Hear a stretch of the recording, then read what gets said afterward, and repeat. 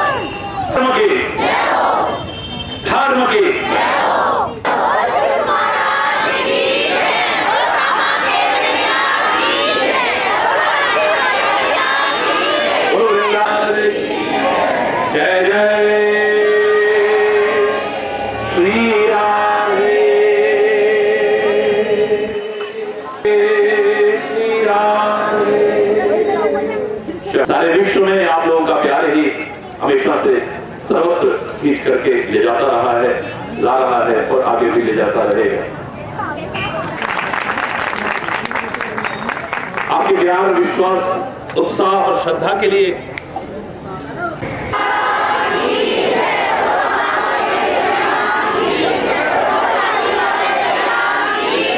बोलो वृंदावन बिहारी लाल की जय जय श्री राधे श्री राधे। हरि बोल जय जय श्री राधे श्री राधे। सारे विश्व में आप लोगों का प्यार ही हमेशा से सर्वत्र खींच करके ले जाता रहा है, ला रहा है और आगे भी ले जाता रहेगा। आपके ज्ञान, विश्वास, उत्साह और श्रद्धा के लिए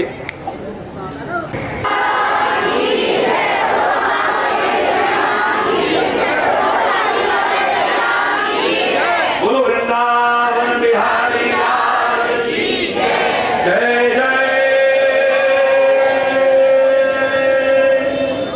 श्री राधे श्री राधे। हरि बोल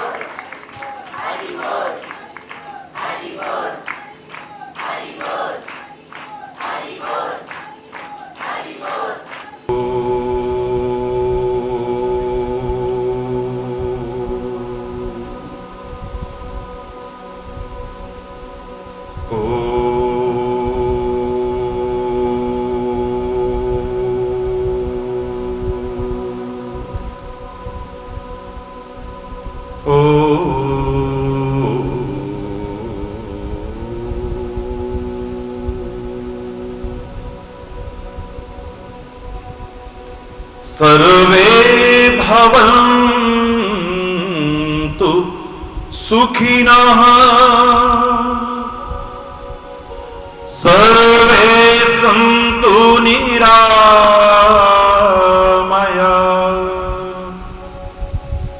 सर्वे भद्राणि पश्यन्तु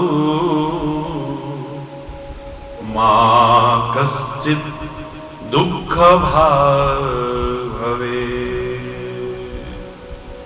मा कश्चित् दुःखभाग् भवेत्।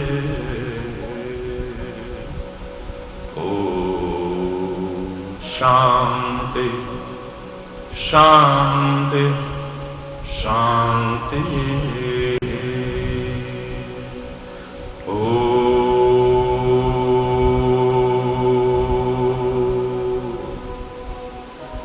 सहना भवतु सहनो भुनक्तु सह वीर्यं करवावहै तेजस्विनावधीतमस्तु मा विद्विषावहै। ॐ शान्ति शान्ति चैतन्य शाश्वतं शान्तं व्योमातीतं निरञ्जनं नादबिन्दु कलातीतं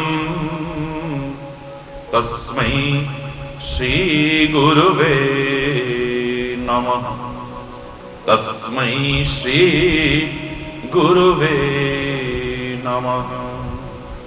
ॐ शान्ति शान्ति शान्ति।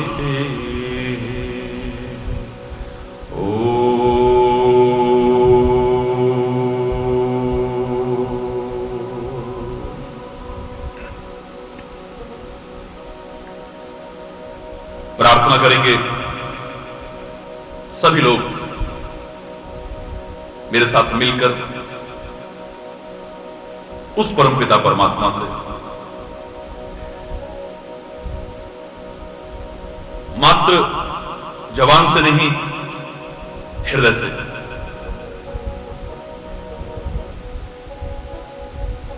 ईश्वर तुम ही कृपा करो, ईश्वर तुम ही कृपा करो, तुम बिन हमारा कौन है, तुम बिन हमारा कौन है। ईश्वर तुम ही, ईश्वर तुम ही, तुम बिन हमारा कौन है, तुम बिन हमारा कौन है। दुर्बलता दीनता हरो, दुर्बलता दीनता हरो, तुम बिन हमारा कौन है, तुम बिन हमारा। ईश्वर तुम ही कृपा करो, ईश्वर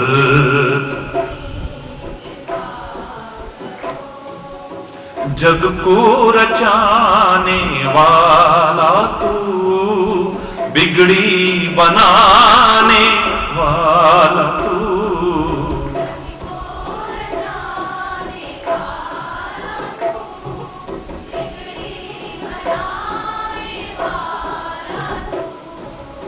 जग को रचाने वाला तू, बिगड़ी बनाने वाला तू।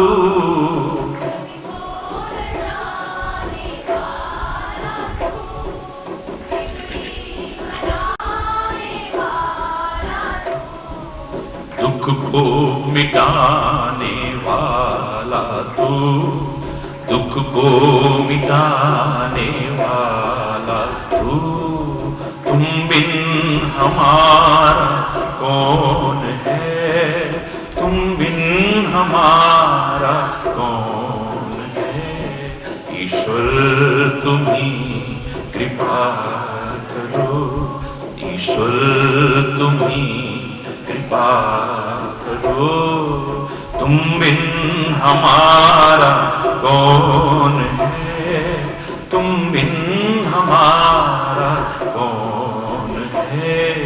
ईश्वर तुम्ही कृपा करो, ईश्वर।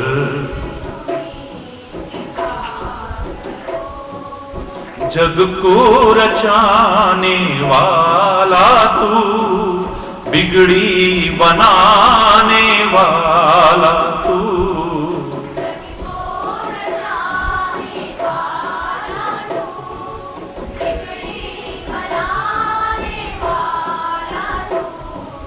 दुख को मिटाने वाला तू, दुख को मिटाने वाला तू, तुम बिन हमारा कौन है, तुम बिन हमारा कौन है।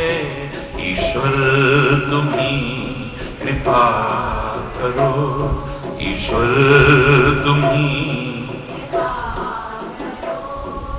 तुम बिन हमारा कौन है, तुम बिन हमारा।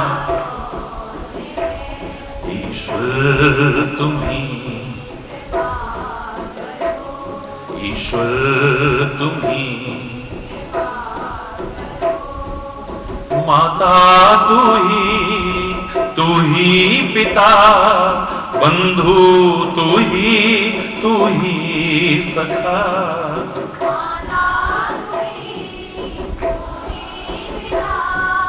बंधु तू ही सखा, तुम्हारा आसरा, केवल तुम्हारा आसरा, तुम बिन हमारा कौन है, तुम बिन हमारा कौन है। ईश्वर तुम्ही कृपा करो, ईश्वर तुम्ही, तुम बिन हमारा कौन है, तुम बिन हमारा कौन है। ईश्वर तुम्ही, जाए तो जाए हम किधर, कुछ भी नहीं आता नजर,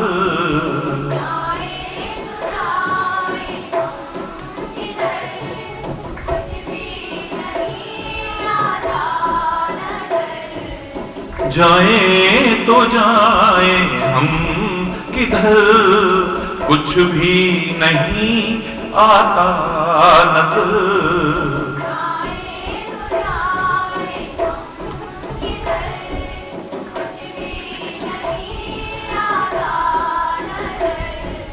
तेरी शरण को छोड़कर, तेरी शरण को छोड़कर, क्योंकि तुम बिन हमारा कौन है, तुम बिन हमारा कौन है। ईश्वर तुम्ही कृपा करो, ईश्वर तुम्ही कृपा करो, तुम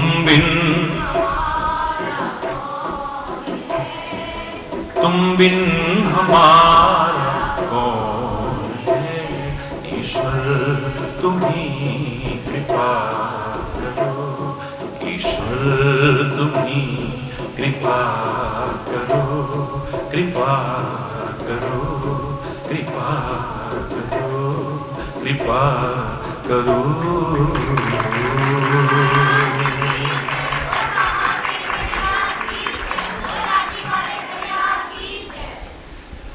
हरि बोल, हरि बोल,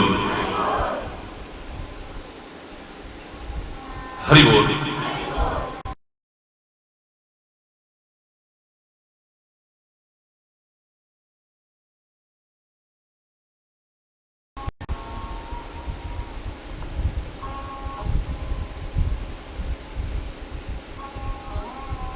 उत्तरांचल के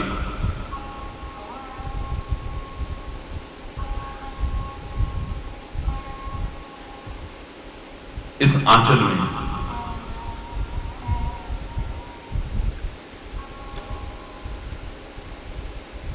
आप लोगों के प्यार, आप लोगों की भावनाओं के वशीभूत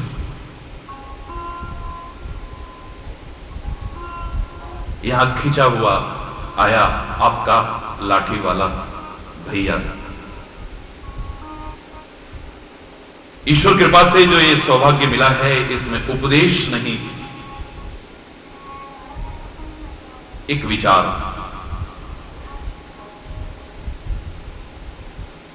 एक संदेश, उसी की कृपा से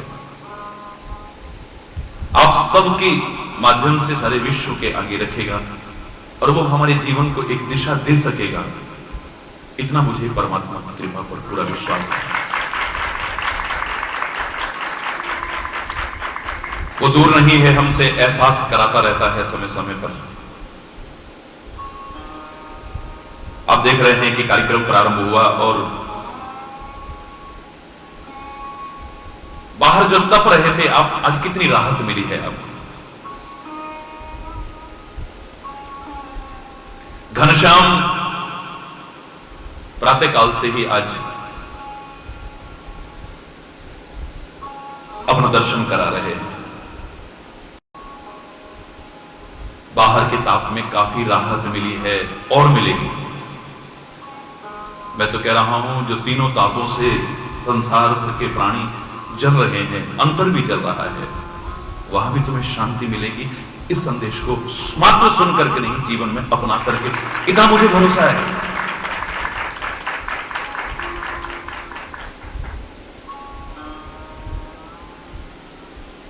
परमात्मा विभिन्न रूपों में इस धरा पर सदैव से अवतरित होते रहे, भक्तों को आनंदित करने के लिए, संतों को आनंदित करने के लिए, दुष्टता के विनाश के लिए, दुष्टों ही नहीं, दुष्टता के विनाश के लिए, धर्म की संस्थापना के लिए।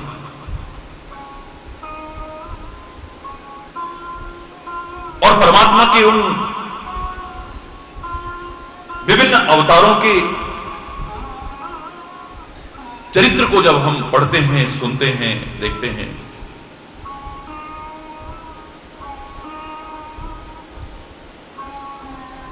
तो वो जो शुद्ध सतचित आनंद स्वरूप है परम पिता परमात्मा, वो मानवों जैसी, सामान्य मानव जैसी क्रियाएं, सामान्य मानव जैसी लीलाएं इस धरा पर हमें अपनेपन का एहसास कराने के लिए करता रहा था और करता रहे। श्री राम अवतार लेकर के आए, चाहते तो अवध नरेश बन जाते, अयोध्या के सम्राट बन जाते, लेकिन हम सब के लिए उन्होंने 14 वर्ष अपार कष्ट उठाए, हमको सुखी करने के लिए, हमको आनंदित करने के लिए, हमारे योगों की साधना को पूरा करने के लिए, हमें एक प्रेरणा देने के लिए, एक संदेश देने के लिए। और उन चरित्रों को जब हम देखते हैं तो ऐसे लगता है कि बिल्कुल एक सामान्य मनुष्य चला जा रहा है। कोई वो दिव्य दृष्टि थी जो पहचान सकी, वरना तुलसी को श्री राम के उस चरित्र को वर्णन करते समय लिखना पड़ा है कि प्राकृत नर एव लीला करत सकल रघुनाथ। बिल्कुल सामान्य मनुष्य जैसी लीला कर रहे हैं, बिल्कुल सामान्य मनुष्य जैसी। वन में भी जा रहे हैं तो तुलसी को लिखना पड़ा है कि शुद्ध सच्चिदानंदमय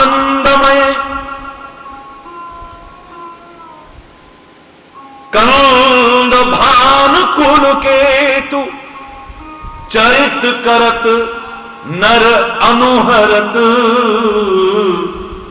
संसति सागर से। शुद्ध सच्चिदानंदमय जो है, सच्चित आनंद स्वरूप है, कंदभानु कुल केतु, वो चरित कर रहा है एक सामान्य मनुष्य जैसा। क्यों कर रहा है? क्योंकि सामान्य मनुष्य उसकी लीलाओं से जो प्रेरणा मिलती है उसे जीवन में अपनाने से वंचित ना रह जाए। ये कहता हुआ वो तो भगवान थे, वो तो कर सकते थे, उनके लिए क्या मुश्किल था, हम तो सांसारिक प्राणी हैं, हम कहां कर सकते हैं। एक सामान्य मनुष्य भी परमात्मा जो स्वयं अपने आचरण में उतार करके सिखाने की कोशिश कर रहे हैं उससे वंचित ना रहे, वो भी अपना जीवन ऐसा बना सके, इसलिए सामान्य मनुष्य जैसी लीला करने की कोशिश कर रहे हैं। एक छोटा सा बच्चा भी उठे तो सहसा कह उठे, राम भले वीर थे, लड़ने में धीर थे, सीता उनती रानी थी, भारत की महारानी थी, लक्ष्मण उनते भैया थे, वो भी बड़े लड़ैया थे, हम भी राम बनेंगे, बड़े बड़े काम करेंगे, वो राजा रामचंद्र भगवान की, हम भी राम बनेंगे। ये ना कह कि भगवान हाय राम, हम कहां से बन जाएंगे। अरे कहां भगवान, कहां हम सांसारिक प्राणी। श्री राम जिन मर्यादाओं को,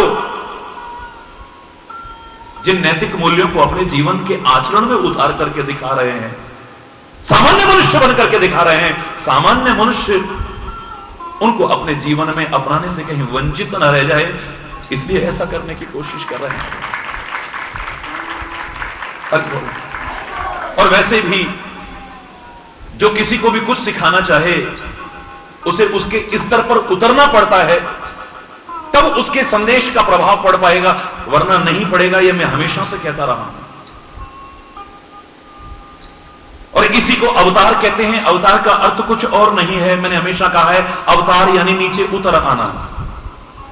महोच्चय पदानाम नियंत्रित्व एकम, जो सबसे ऊंचे पद पर प्रतिष्ठापित सारी सृष्टि का नियंत्रण कर रहा है, वो हमारे स्तर पर उतर आता है, मानव बन जाता है, मानवों की तरह क्रियाएं करने लगता है। इसलिए अच्छों की बुद्धि भी भ्रमित हो जाती है उन चरित्रों को देख करके, पढ़ करके, सुन करके। सामान्य मनुष्य जैसी, क्योंकि इन मनुष्यों को सिखाना है। ये कहीं वंचित न रह जाएं इस संदेश से। तभी मैं कहा करता हूं महाराज जी, अवतार का अर्थ क्या है? अवतार का अर्थ है उतर आना। जब अपने स्तर से नीचे उतर आए, चाहे कोई भी क्यों ना हो, मैं उसी का अवतार हमेशा से कहा करता हूं। माता पिता अपने बच्चों को सिखाने के लिए अपने स्तर से नीचे उतर आते हैं। कितने पढ़े लिखे हैं, कितने विद्वान हैं, कितने मनीषी हैं, कितने योग्य हैं, लेकिन जब बच्चे को सिखाना होता है, oh yo yo yo yo no no no no no no मन मन मन मन मन, इनका स्तर नहीं है, ये उनका स्तर नहीं है। कितना ऊंचा स्तर था, लेकिन एक बच्चे को सिखाने के लिए उसके स्तर पर उतर आना, ये अवतार नहीं है तो और क्या है। एक शिक्षक कई सब्जेक्ट में एमए किया हुआ है, पीएचडी किया हुआ है, पता नहीं कितने कितने उसने और डिग्रियां हासिल की हैं, कितना योग्य है, कितना विद्वान है, कितना, लेकिन उसको अगर प्रारंभिक कक्षा में पढ़ाने को भेज दिया जाए तो वो कह रहा है क से कबूतर, और बोल, ये उसका स्तर नहीं है। ए फॉर एप्पल, अ से अनार, आ से आम, बिल्कुल लहजा भी वही है जो छोटा बच्चा बोलता है, शब्द भी वही है जो एक छोटा बच्चा बोलता है। इतना विद्वान शिक्षक अगर उस विद्यार्थी को सिखाना चाहे तो उसके स्तर पर उतरना पड़ता है, वरना उसकी शिक्षा का कोई प्रभाव पड़ने वाला नहीं है। ये उसके स्तर पर उतर आना ही ये अवतार शिक्षक का नहीं है तो और क्या है। माता पिता का बच्चों के लिए अवतार, मैं इसे अवतार कहता हूं। अवतार यानी अवतरण, नीचे उतरा। शिक्षक का विद्यार्थी के लिए अपने स्तर से नीचे उतरना, मैं इसे अवतार कहता हूं। गुरु अपने शिष्य को सिखाना चाहता है, कितना विद्वान है, कितना मनीषी है, ज्ञाता है, तत्वज्ञ है, वेदज्ञ है, लेकिन ऐसे बोल रहा है जैसे एक हरि बोल, सरल भाषा में, सामान्य भाषा में। कई बार तो बिना बोले ही बहुत कुछ सिखाने की कोशिश करता है। सीखने वाला होना चाहिए, न सीखने वाले को सारा जीवन भी उपदेश देते रहो तो कोई प्रभाव पड़ने वाला नहीं। इशारों में समझा देता है। बहुत कुछ लेने वाला होना चाहिए। जो मैं हमेशा कहता रहा हूं कि हरि चैतन्य के पास या और संतों के पास और विद्वानों के पास और महापुरुषों के पास या तुम्हारे सदगुरु के पास क्या है और कितना है, ये इतना महत्वपूर्ण नहीं है। तुम क्या और कितना ले सकते हो, कितने पात्र बने हो, ये ज्यादा महत्वपूर्ण है। उनके पास क्या है और कितना है, ये इतना महत्वपूर्ण नहीं है। उसे तुम आंकने की सामर्थ्य भी नहीं रखते हो। कहां तक आंकोगे उनकी उच्चता को, उनकी दिव्यता को, उनकी महानता को? बहुत मुश्किल है।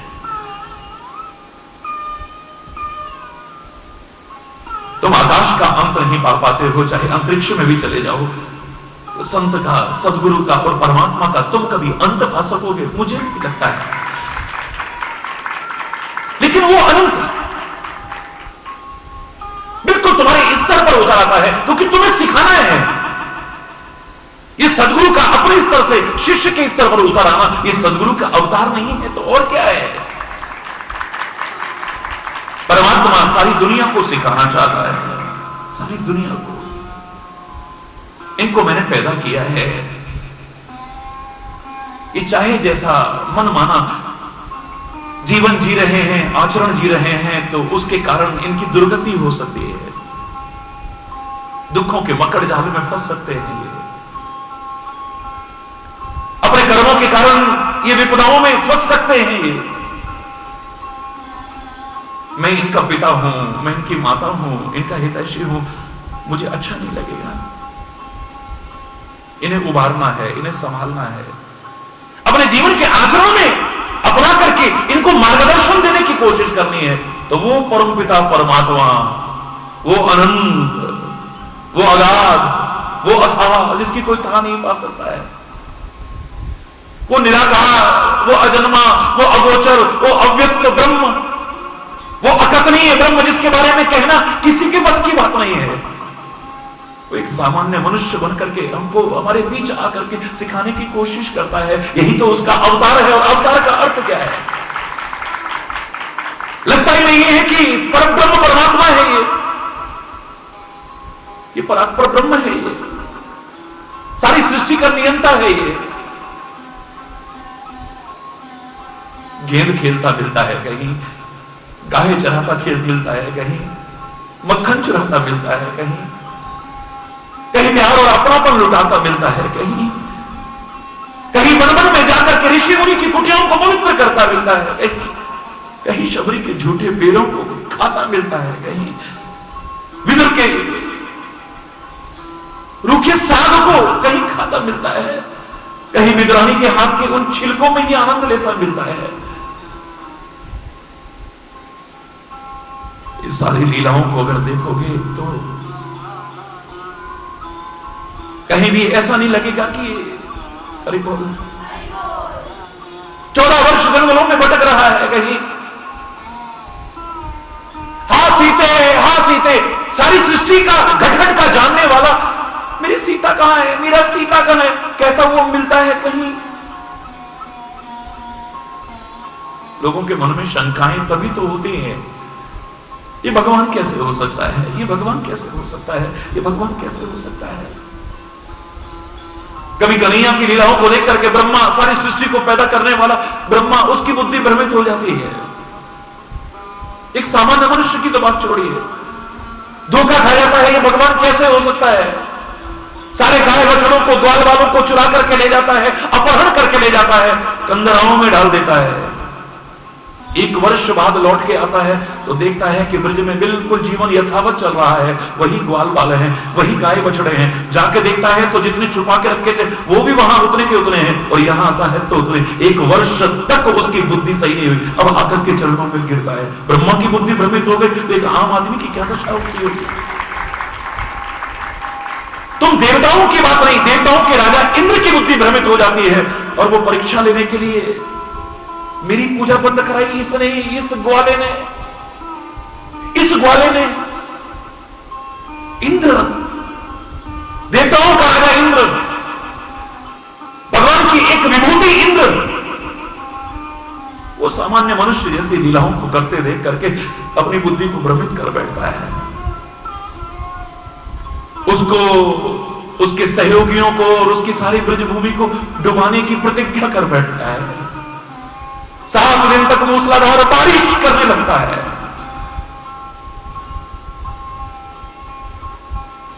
तो भूल जाता है कि वो जब रक्षा करने पर आता है तो कोई भी किसी का बाल बांका नहीं कर सकता है। 7 दिन तक उसका नहीं हंसे, और 7 दिन बाद जब जरा सा भी बाल बांका नहीं कर पाया, अपनी सारी ताकत झोंक के भी आकर के पैरों में गिर पड़ता है। अभिमान चकनाचूर हो जाता है। लेकिन एक बार तो उसकी भी बुद्धि भ्रमित हो जाती है, तो एक आम इंसान की क्या दशा होती होगी। वो सामान्य लीलाओं को देख करके साक्षात परमात्मा भगवान शिव की अर्धांगिनी शक्ति स्वरूपा सती की बुद्धि भ्रमित हो जाती है। ये भगवान नहीं नहीं नहीं नहीं नहीं, वो निर्गुण, वो निराकार परमात्मा मानव बन करके आएगा नहीं। लेकिन मेरे परमात्मा शिव भी तो परमात्मा है, मेरे पति भी तो परमात्मा, वो कह रहे हैं तो एकदम नकारा भी नहीं जा सकता है। लेकिन मेरा दिल नहीं मानता है। वो कहते हैं ये परमात्मा है, ये सच्चिदानंद स्वरूप परमात्मा है, लेकिन वो एक सामान्य मनुष्य बनकर के दुनिया में आएगा। मनुष्य बनकर के आया तो जंगलों में भटकेगा, जंगलों में भटक रहा है तो नारी के विरह में इतना दीन दुखी। एक व्यक्ति से पूछता है कि क्या तुमने मेरी पत्नी को कहीं देखा? इसकी क्या दुर्दशा है। हे खगमृग, हे मधुकर श्रेणी, तुम देखी सीता मृगनयनी, अरे पशुओं, अरे पक्षियों, अरे नदियों, अरे तालाबों, क्या तुमने मेरी मृगनयनी सीता को देखा है? इतने पर भी भगवान मान ले, क्योंकि भगवान शिव कह रहे हैं। तो परमात्मा तो सर्वज्ञ हैं, अंतर्यामी हैं, घट घट की जानते हैं। तो क्या उनको ये पता नहीं है कि मेरी सीता कहां है, जो इस तरह से रोते बिलखते फिर रहे हैं? ये भगवान कैसे हो सकते हैं? ये भगवान कैसे हो सकते हैं? ये भगवान कैसे हो सकते हैं? परमात्मा भगवान शंकर की अर्धांगिनी सती की बुद्धि भ्रमित हो सकती है, शक्ति स्वरूपा सती की। तो एक आम इंसान की क्या दशा होती होगी उनके चरित्रों को देख करके। अगर तुम्हारे मन में संदेह आ जाते हैं तो कोई बहुत बड़ी बात नहीं है, बहुत बड़ी बात नहीं है। तुम्हारे मन में अगर शंकाएं आ जाती हैं, कई तरह के प्रश्न उठते लगते हैं, तो कोई बहुत बड़ी बात नहीं है, बहुत बड़ी बात नहीं है। देख करके, पढ़ करके संदेह आ सकते हैं, लेकिन सत्संग में अगर ठीक से सुनने को मिल जाए तो संदेह टिक नहीं सकते, दूर हो जाते हैं, सारे छट जाते हैं। जैसे काई छट जाए और पानी दिखने लगे, जैसे बादल छट जाए और सूर्य दिखने लगे, हरि बोल, कोहरा छट जाए और सूर्य के दर्शन हो जाए, जैसे ऐसे परम सत्य के दर्शन हो जाते हैं, साक्षात्कार हो जाता है। भगवान की उन लीलाओं को देख करके रात दिन उनके साथ रहने वाला उनका निज वाहन गरुड़, उसकी बुद्धि भ्रमित हो जाती है। नारद ने कहा था कि जाओ, भगवान नागपाश में बंध गए हैं, उन्हें मुक्त करो। गरुड़, तुम सर्पों को खा सकते हो, ये सेवा का अवसर मिला है, तुम्हें चूकना मत। मिले हुए सेवा के अवसर को अपने हाथ से जाने मत देना। परमात्मा की सेवा का बड़ी उत्साह के साथ, बड़ी श्रद्धा के साथ, बड़ी भावना के साथ जाता है। प्रभु की सेवा, प्रभु की सेवा, प्रभु की सेवा, और सचमुच सर्पों को खाता है। भगवान को नागपाश से विमुक्त करता है। दीनहीन असहाय अवस्था में पड़े श्री राम को खड़ा कर देता है। चरणों में नमन करता हुआ आगे चला जाता है, लेकिन राह में चलते चलते मन में आता है कि ये भगवान, अरे जिनका नाम लेकर के जन्म मरण के बंधन छूट जाए, वो साधारण से सांपों के बंधन में बंध जाएगा, वो मेरा परमात्मा नहीं हो सकता है, मेरा परमात्मा नहीं हो सकता है। अरे बोलना, इतना करीबी उनका वाहन गरुड़, उसकी बुद्धि भ्रमित हो जाती है। जो शेष की शैया पर शयन करता हो, वो साधारण से मामूली नागों के बंधन में बंध जाएगा। ये भगवान नहीं हो सकता है, भगवान नहीं हो सकता है। रामायण बड़ी पड़ी है, भागवत बड़ी पड़ी है, हमारे ग्रंथ भरे पड़े हैं। एक सामान्य मनुष्य जैसी परमात्मा की उन लीलाओं को लेकर के एक सामान्य मनुष्य नहीं, कैसे कैसों की बुद्धि भ्रमित हो गई। इन्हीं के चरणों से निकली है गंगा, इन्हीं के चरणों से। हरि चरण पूता भी कहते हैं इसलिए गंगा को। जिन चरणन सो निकसी सुरसरी, शंकर जटा समाई, भज मन राम चरण सुखदाई। वही चरण है। आज जब वन यात्रा में गंगा के किनारे पर पहुंचे हैं, तो तुलसी कहता है आज इतनी खुश है, उछल रही है गंगा खुशी के मारे। पद नख निरखी देव सरी हर्षी, भगवान के चरण नखों को देख करके बड़ी हर्षित है, उछाले मार रही है। ये वही चरण नख हैं जिनसे मेरा उद्गम हुआ था, मेरा जन्म हुआ था, मेरा जन्मदाता आया है, मेरा पिता आया है, कितने सदियों बाद आज उछल रही है, बड़ी खुश है, आनंद मग्न है, अनुभाव विभोर है पूरी। लेकिन सुनी प्रभु वचन मोह मति करशी, जब केवट के साथ संवाद सुना है, भैया हमें गंगा के पार कर दो, मैं नहीं करूंगा, पहले ऐसा करो, पहले ऐसा करो, भैया पार कर दो, भैया पार कर दो, भैया पार कर दो। सोई कृपाल केवट नहीं हो रहा, निहोरे कर रहे हैं, गिड़गिड़ा रहे हैं। वो गंगा जो पहचान करके थोड़ी देर के लिए पहचान करके खुश हुई थी, कहने लगी मेरे प्रभु नहीं हो सकते हैं, मुझे धोखा हुआ है, यही जग कीर्ति हूं बहुमुचित हो रहा। जिन्हें सारी सृष्टि को नापने की कोशिश की तो तीसरा पैर रखने की जगह नहीं मिली है, एक पैर में सारा कुछ नाप करके दिखा दिया। वो छोटी सी गंगा पार नहीं कर सकता, वो भी वो गंगा जो उसके चरणों से ही निकली है। ये मेरा परमात्मा नहीं हो सकता है, ये मेरा परमात्मा नहीं हो सकता है। गंगा का सारा जोश ठंडा पड़ गया है, सारा जोश ठंडा पड़ गया है। अरे वो उत्साह, वो श्रद्धा, वो आस्था, वो विश्वास, वो भावना पता नहीं कहां बह गई उस धारा में, पता ही नहीं चला है। अगर ये मेरे प्रभु होते तो मुझे आज्ञा देते, एक रास्ता दो, में मेरी हिम्मत थी। ये केवट को हाथ जोड़ रहे हैं, गिड़गिड़ा रहे हैं, ये प्रभु हरि बोल रहा है। नहीं नहीं नहीं, मेरे प्रभु नहीं हो सकते, नहीं हो सकते। खरदूषण को भगवान के बिना नहीं मार सकता है कोई, रावण जानता है। खरदूषण मोही सब भगवंता, तिन्हें ही कि मारे ही बिनु भगवंता, भगवान के बिना कोई मार नहीं सकता है। लेकिन राक्षसी वृत्तियां ऐसी हैं कि उसे विश्वास नहीं होने दे रही हैं। जब ऐसो के मन में आ गया, रावण के मन में भी आ गया, तो कौन सी बड़ी बात है।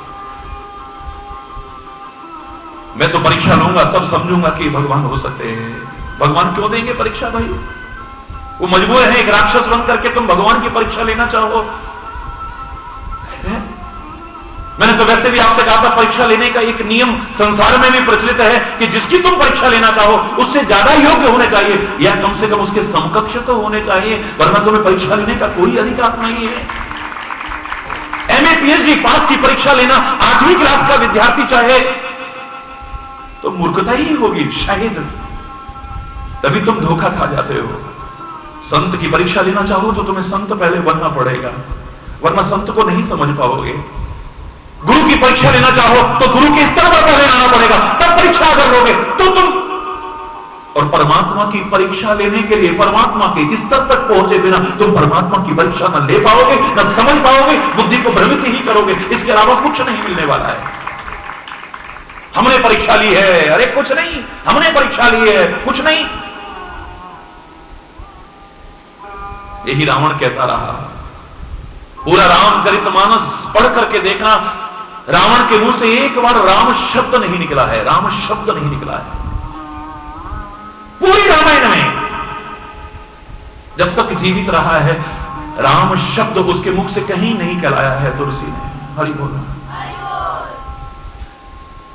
भगवान समझना तो बहुत दूर की बात है, एक राम शब्द उसके मुंह से नहीं निकला है कभी।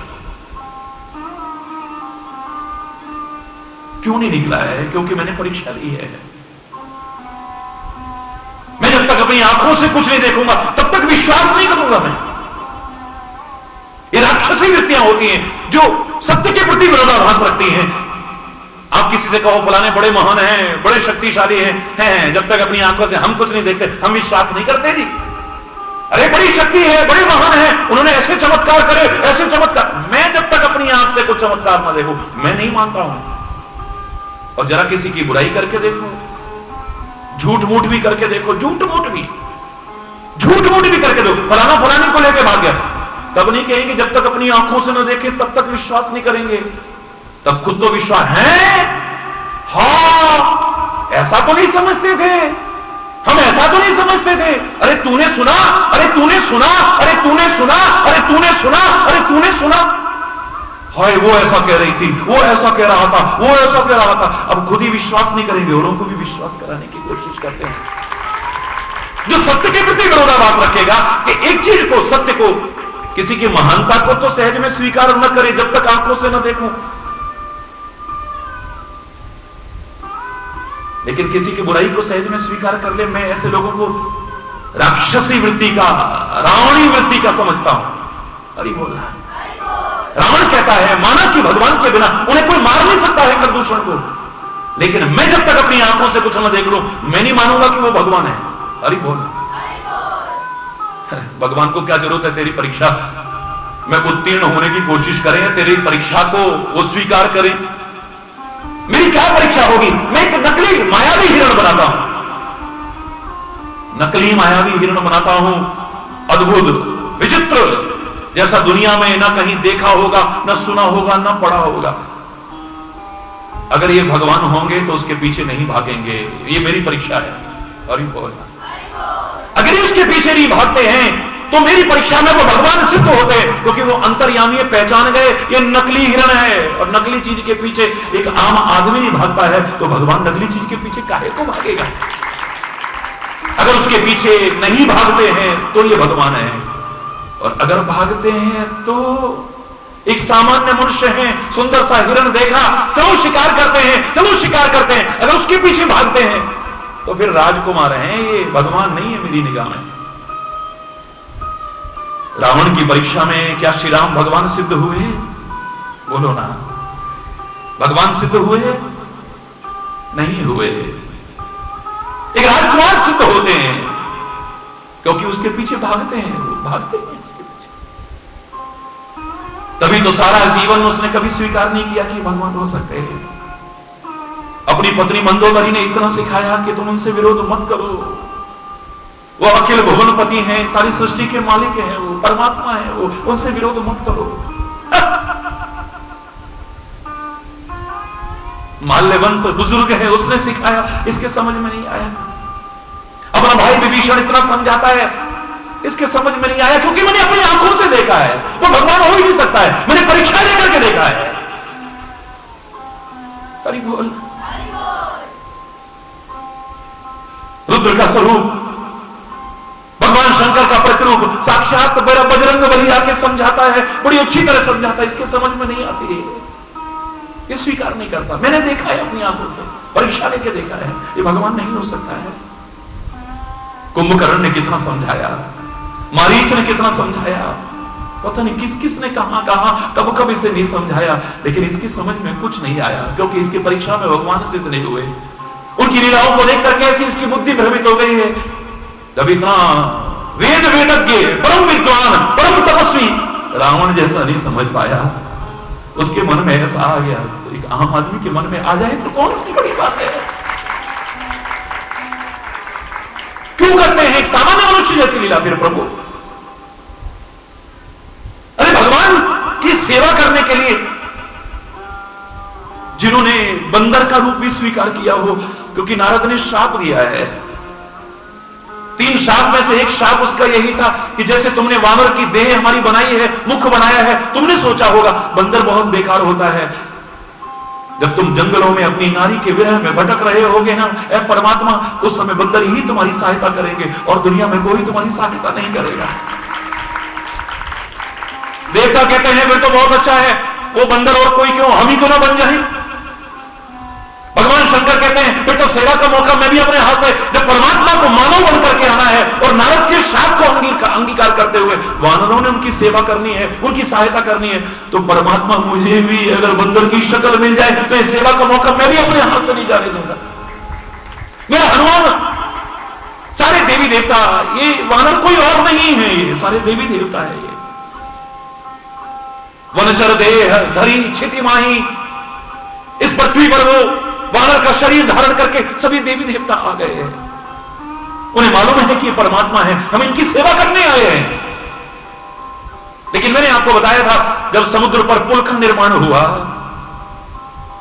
सेतु निर्माण हुआ, श्री राम प्रशंसा करने लगे, अरे वानर हो वाह, अरे वानर हो वाह, अरे वानर हो वाह, अरे वानर, क्या अद्भुत चमत्कार किया है तुमने, एक अलौकिक चमत्कार किया है तुमने, विश्व का एक महानतम आश्चर्यतम काम करके दिखाया है तुमने। समुद्र पर सेतु, पत्थर तैर रहे हैं, पत्थर तैर रहे हैं, वाह, अरे वानरो, कमाल कर दिया है तुमने, तो कमाल कर दिया है। ये अद्भुत काम, ये महान काम, वाह भाई वाह, वाह भाई वाह, ये क्या एक महानतम आश्चर्यजनक कार्य किया है तुमने। वानर कहते प्रभु क्यों शर्मिंदा करते हो, ये सब आपका चमत्कार है, हमारा कोई चमत्कार नहीं है। नहीं, ये तुम्हारा चमत्कार है, तुम बड़े बड़े पहाड़ों को उखाड़ करके ला रहे हो, बड़ी बड़ी चट्टानों को लेकर के आ रहे हो, इतनी मेहनत कर रहे हो। नल और नील जो श्राप आज वरदान से दो रहा है वो छूते हैं, उनके छूने पर ये पत्थर पानी पर तैरने लगते हैं। ये सब तुम्हारी मेहनत है, तुम्हारी मेहनत का चमत्कार है, ये मेरा चमत्कार नहीं है। नहीं प्रभु नहीं, नहीं प्रभु नहीं, नहीं प्रभु नहीं, ये आपका चमत्कार है। भगवान कहते हैं आपका चमत्कार है, वानर कहते हैं आपका चमत्कार है। भगवान कहते हैं तुम्हारी महिमा है, वानर कहते हैं आपकी महिमा है। भगवान ने इस बहस को, अंतरहित बहस को विराम दिया है। अरे वानरो, इस बहस का तो कोई अंत नहीं है। व्यर्थ के वार्तालाप में, व्यर्थ के चिंतन में, व्यर्थ के कर्मों में, व्यर्थ के क्रियाकलाप में एक क्षण भी नष्ट नहीं करना चाहिए। समझदार व्यक्ति एक क्षण भी व्यर्थ में नष्ट नहीं करता है। इसलिए इस अंतरहित बहस को समाप्त करो। ऐसा करते हैं प्रत्यक्षम किम प्रमाणम, प्रत्यक्ष को प्रमाण की आवश्यकता नहीं है, परीक्षा लेके देखते हैं, अभी पता चल जाएगा कि शक्ति मेरी है, चमत्कार मेरा है या तुम्हारा है। अरे बोलना, जोर से बोलो ना, अभी पता चल जाएगा। हाँ हाँ करके देख लो, हम जानते हैं आप परमात्मा हैं, ये सब आपका चमत्कार हो रहा है, हमारा तो खाली नाम है। मेरा आपकी कृपा से सब काम हो रहा है, करते हो तुम कन्हैया, मेरा तो नाम हो रहा है, खाली हमारा तो नाम हो रहा है। ये अभी बोलना, ये सब आपका प्रताप है। ये श्री रघुवीर प्रताप थे सिंधु पर तरे पाषाण, आपके प्रताप से आज समुद्र में पत्थर भी तैर रहे हैं, जो कि एक संभव कार्य नहीं था, असंभव माना जाना वाले कार्य था। अरे बोलना, चलो बहस करके समय बर्बाद नहीं करते हैं, अभी परीक्षा करके देखते हैं। ठीक है प्रभु, आप परीक्षा करके देखो ना। भगवान ने एक छोटा सा कंकड़ उठाया, छोटा सा कंकड़ उठा करके कहते हैं मैं इसे सागर में फेंकता हूं, अगर ये तैर गया तो मेरा चमत्कार। तुम्हारे बड़े बड़े बड़े पत्थर और चट्टाने तैर रही हैं, बड़े बड़े पहाड़ तैर रहे हैं, तुम्हारे फेंके, अगर मेरे अंदर शक्ति होगी तो क्या मेरा छोटा सा कंकड़ भी नहीं तैरेगा? हाँ हाँ करके देख लो। भगवान ने छोटा सा कंकड़ उठाया और परीक्षा करने के लिए समुद्र में फेंकने लगे। मैं किसी को फेंकता नहीं हूं, मैंने हमेशा कहा, इसलिए रख देता हूं। भगवान ने वो छोटा सा कंकड़ जैसे ही फेंका, वहां तो हाहाकार मच गया। खोदा पहाड़ और निकली चुईया। हम तो इन्हें भगवान समझे बैठे थे, तो कुछ भी नहीं निकले। ये तो हमसे भी गए गुजरे हैं, ये तो कुछ भी नहीं है। ये इनके अंदर कोई शक्ति नहीं है, इनके अंदर कोई सामर्थ्य नहीं है। आज पता लगा ये सब जो कुछ हो रहा था हम कर रहे थे, करना इनके बस की क्या है। अरे इनका तो छोटा सा कंकड़ भी डूब गया, हमारे फेंके बड़े बड़े पहाड़ और चट्टान भी तैर रहे हैं। हरि बोलना जोर से